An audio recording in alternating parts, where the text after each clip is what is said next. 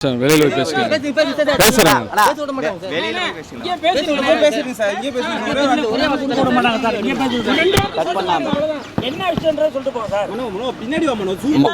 மனு கொடுக்கறதுக்காக வந்திருக்கேங்க.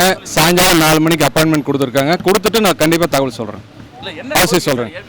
நான் எல்லா தகவலும் சொல்றேங்க. அதாவது எல்லா தகவலும் நான் உங்களுக்கு ஈவினிங் நான் உங்களுக்கு சொல்றேன். நான் அவசியம் சொல்றேன்.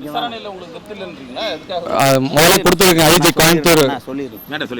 அதான் கோயம்புத்தூர் ஐஜிகிட்ட ஃபர்ஸ்ட் கொடுத்தோம். அது எங்களுக்கு ஒன்றும் திருப்தி இல்லைங்கிறதுனால விசாரணை அதிகாரி மாற்ற சொல்லியுமே செக்ஷன் எல்லாம் இன்னும் ஆட் பண்ணாமல் இருக்குது. அதை ஆட் பண்ண சொல்லியுமே மனு கொடுக்குறக்காக வந்திருக்கோம். ஈவினிங் 4 மணிக்கு அப்பாயின்மெண்ட் கேட்டிருக்கேங்க.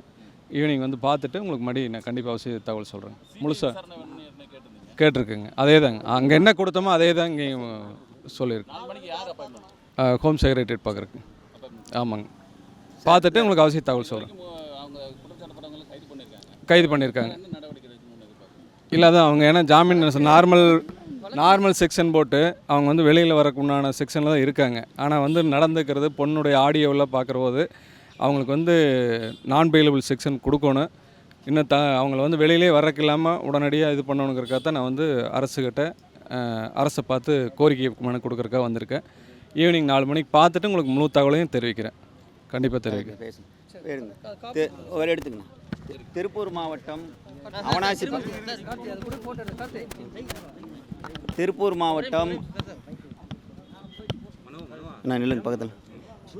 மாவட்டம் அவனாசி பகுதியைச் சேர்ந்த ரிதனியா என்பவர் வரதட்சணை கொடுமையாலும் வன்கொடுமையாலும் திட்டமிட்டு பாலியல் சீண்டலில் ஈடுபட்டு அவரை தற்கொலைக்கு தூண்டியிருக்கிறார்கள். அவர் இறக்கும் தருவத்திலே இதை வாட்ஸ்அப்பிலே பதிவு செய்துவிட்டு இறந்திருக்கிறார்.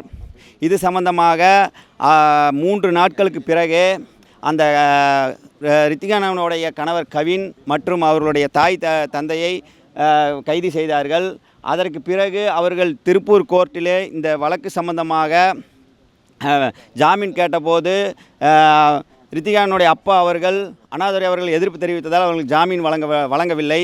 மீண்டும் சென்னை ஹைகோர்ட்டிலே அவர்களுக்கு இன்று ஜாமீன் வருகின்றது.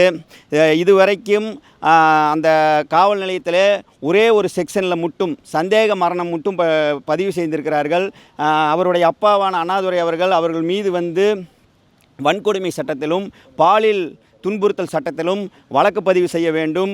அந்த சம்பந்தப்பட்ட கவின் மற்றும் அவர் தாய் தந்தை மீது குண்டர் தடுப்பு சட்டத்தில் நடவடிக்கை எடுக்க வேண்டும் என்று இன்று ஜனநாயக முறையிலே சட்டத்திட்டங்களுக்கு உட்பட்டு தமிழக முதலமைச்சர் அவர்களை சந்தித்தும் தமிழக உள்துறை செயலாளர் அவர்களை சந்தித்தும் தமிழக டிஜிபி அவர்களை சந்தித்தும் தமிழக உளவுத்துறை ஐஜி சந்தித்தும் அவர்களுடைய அப்பா அண்ணாதுரை அவர்கள் வந்திருக்கிறார்கள்.